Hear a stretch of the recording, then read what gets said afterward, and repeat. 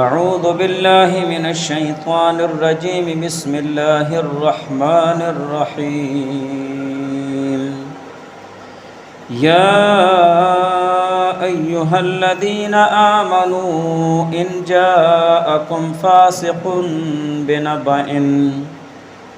فتبینوا ان تصیبوا قوما بجہالة فتصبحوا على ما فعلتم نادمین صدق اللہ العلی العظیم۔ سامعین محترم، ہمارا آج کا موضوع ہے افواہ سازی اور اس کے نقصانات۔ جو آیت میں نے آپ لوگوں کے سامنے تلاوت کی ہے،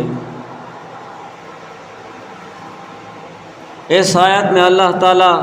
تمام مومن مسلمانوں کو یہ ہدایت اور یہ حکم دیتے ہیں کہ ہر سنی سنائی بات پر بھروسہ کر کے کوئی کارروائی نہ کی جائے۔ ہر سنی سنائی بات کو آگے پھیلانا بھی نہیں چاہیے، اور نہ ہر سنی سنائی بات پر بھروسہ کر کے کوئی کارروائی بھی نہیں کرنی چاہیے، بلکہ جو خبر ملے، جو بات آپ کے کانوں تک پہنچے،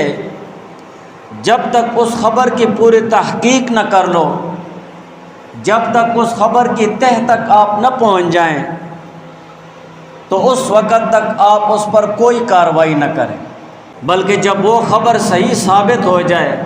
اور پورے معاملے سے آپ واقف ہو جائیں، تو اس وقت اس پر کوئی کارروائی یا کوئی رد عمل دکھانا چاہیے۔ لیکن اس سے پہلے اس سنی سنائی خبر کی بنیاد پر نہ کوئی بات کی جائے اور نہ کوئی کارروائی کی جائے، بلکہ اگر ہر سنی سنائی بات پر کارروائی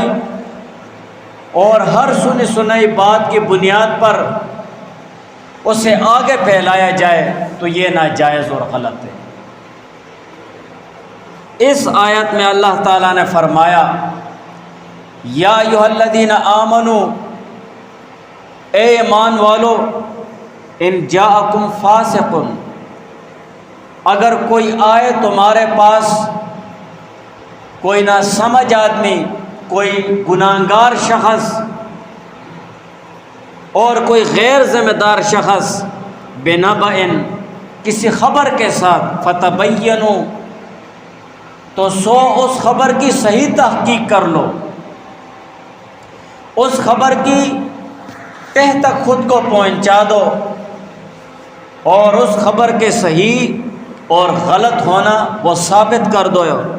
ان تصیبوا قوما بجہالۃ، اس خبر کی تحقیق اسی لیے ضروری ہے اور خبر کی تہ تک پہنچنا اسی لیے ضروری ہے، ان تصیبوا، ایسے نہ ہو کہ تم مصیبت پہنچا دو، قوما بجہالۃ، کسی قوم کو اپنی ناسمجھی کی وجہ سے، فتصبحوا علی ما فعلتم نادمین، سو تم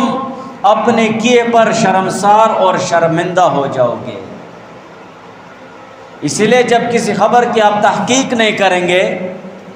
اس خبر کا صحیح اور غلط ہونا آپ معلوم نہیں کریں گے، اور محض سنی سنائی بات پر آپ کوئی رد عمل دکھائیں گے، کوئی کارروائی کریں گے، تو ایسے نہ ہو کہ اپنی ناسمجھی کی وجہ سے اور اپنی ناخبری کی وجہ سے کسی قوم کو نقصان نہ دے بیٹھو۔ جب آپ نقصان دے دیں گے اور بعد میں خبر معلوم چلے گا کہ وہ تو غلط تھی، اور جو کارروائی ہم نے کی اور جو نقصان ہم نے پہنچایا ہے تو وہ ہم نے غلط کیا ہے، فتصبحوا علی ما فعلتم نادمین، تو اپنے کیے پر پھر شرمندہ ہوگے، اپنے کیے پر پھر شرمندہ ہوگے اور شرمسار ہوگے کہ یہ ہم سے کیا ہو گیا، پھر معافیاں شروع ہو جاتی ہیں۔ یہ ہمارے معاشرے کی بہت بڑی بیماری ہے کہ ہم نے اللہ تعالیٰ کے قرآن کے اس حکم کو نظر انداز کر دیا ہے اس حکم پر عمل کرنا ہم نے چھوڑا ہے، اسی وجہ سے ہمارے خاندانوں میں لڑائیاں، ہمارے گھروں میں لڑائیاں، میاں بیوی میں لڑائیاں، باہر معاشرے میں لڑائیاں، ہمارے ادارے میں لڑائیاں، فسادات، حسد، بغض، ان تمام چیزوں کی بنیاد اور جڑ یہی ہے کہ ہم نے اس آیت پر عمل کرنا چھوڑا ہوا ہے۔ بس جس نے ہمارے کانوں میں کوئی بات ڈال دی ہے، اسی وقت ہم اسی جگہ بیٹھے بیٹھے ہم اس پر کارروائی کرنا شروع کر دیتے۔ اگر ہم کوئی رد عمل اور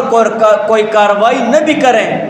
تو ہم اپنے دل میں اس کے لیے بغض اور حسد اور انتقام کا جذبہ رکھ دیتے ہیں کہ اسے چھوڑوں گا نہیں۔ یہ اس سنی سنائی بات کو اپنے دل و دماغ میں بٹھا دیے، بغیر تحقیق کیے، بغیر اس کے معلومات کیے۔ تو قرآن کی یہ آیت، اس کا حکم،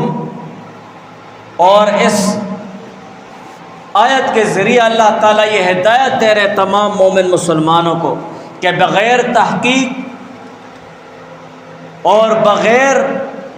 اس بات کی تہ تک پہنچے آپ کسی قسم کا رد عمل مت دکھائیں۔